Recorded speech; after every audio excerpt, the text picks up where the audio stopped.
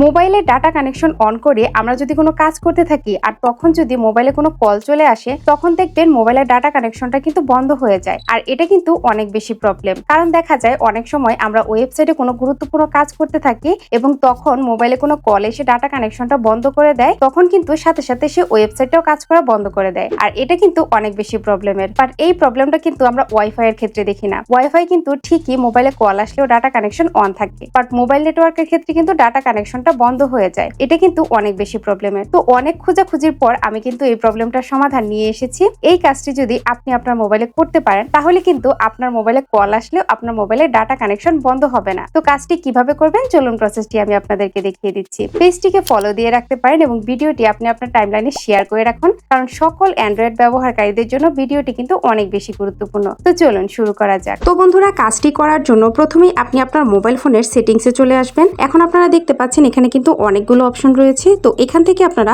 Mobile network নামে যে অপশনটি রয়েছে এই অপশনটিতে ক্লিক করে দিবেন। এবার আপনারা যে অপারেটরের নেটওয়ার্ক ইউজ করেন সেই অপারেটরের সিমটি এখান থেকে সিলেক্ট করে দিবেন। এখন এখানে অনেকগুলো অপশন দেখতে পাচ্ছেন। তো এখান থেকে আপনারা অ্যাক্সেস পয়েন্ট নেমস নামে যে অপশনটি রয়েছে এই অপশনটিতে ক্লিক করে দিবেন। এবার আপনারা আবারও সেই অপারেটরের উপর ক্লিক করে দিবেন। তো এখানে অনেকগুলো অপশন রয়েছে, আপনারা একটু স্ক্রল করে নিচের দিকে চলে আসবেন। তো একটু নিচের দিকে চলে আসলে এখানে দেখতে পাচ্ছেন বিআরআর নামে একটি অপশন রয়েছে। তো আপনারা এই অপশনটিতে ক্লিক করে দিবেন। তো বন্ধুরা, এখানেও আপনারা অনেকগুলো অপশন দেখতে পাচ্ছেন। তো এখানে প্রথমে আনস্পেসিফাইড নামে একটি অপশন রয়েছে। তো এই অপশনটি কিন্তু এখানে সিলেক্ট করা আছে। তো আপনারা কি করবেন, আপনারা 2 নম্বরে এলটিই নামে যে অপশনটি রয়েছে এই অপশনটি এখান থেকে সিলেক্ট করে দিবেন। তো আমি এখানে অপশনটিকে সিলেক্ট করে দিচ্ছি। তো বন্ধুরা, এই কাজটি যদি আপনি আপনার মোবাইলে করতে পারেন তাহলে কিন্তু আপনার মোবাইলের যে নেট কানেকশন রয়েছে সেই নেট কানেকশন কিন্তু মোবাইলে কল আসার পরেও বন্ধ হবে না, নেট কানেকশন আপনার অন থাকবে।